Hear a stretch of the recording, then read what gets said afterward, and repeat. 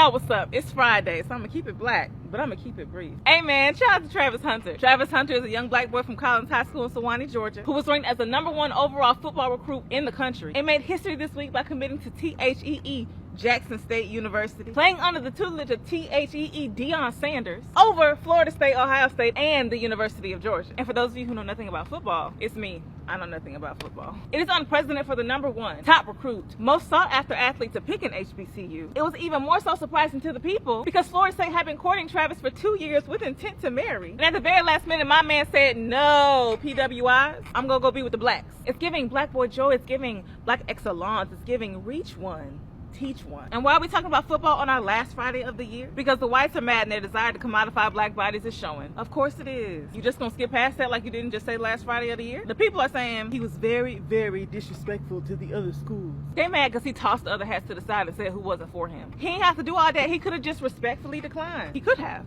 but he chose not to. He chose joy and hubris as teenage boys do typically do on signing day. You know, the same pride and showmanship y'all love when it's for y'all team. White folks, they expecting different. To be held in high regard or placated when they being overlooked. We not making y'all comfortable no more. Because if he had tossed everybody to the side except, say, UGA, y'all would have been like, oh well, go dogs. Cut it out. Many feel he could have picked a different HBCU, as JSU is not currently a competitive school. Does not currently play in a very competitive conference. Fans, commentators, and coaches all feel he's going to lose his value come time for the actual draft because his time spent playing teams that are not going to actually challenge him won't adequately prepare him for the NFL draft.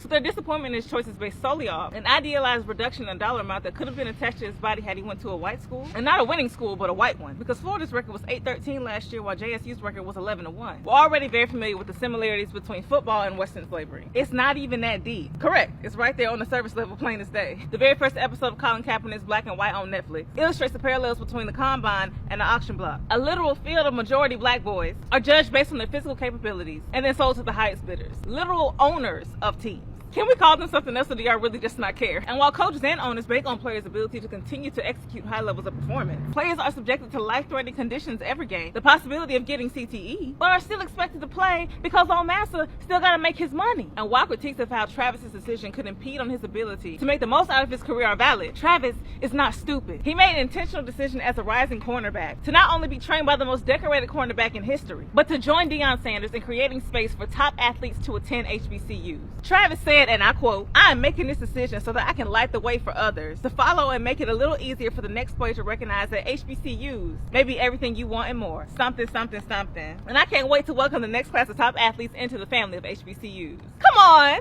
Come on, Travis. Somebody come fix this boy a plate. Get us some collard greens and some cornbread. Fish one of them big turkey necks out the pot. I don't know if he can have all that while he training. Well, if you see him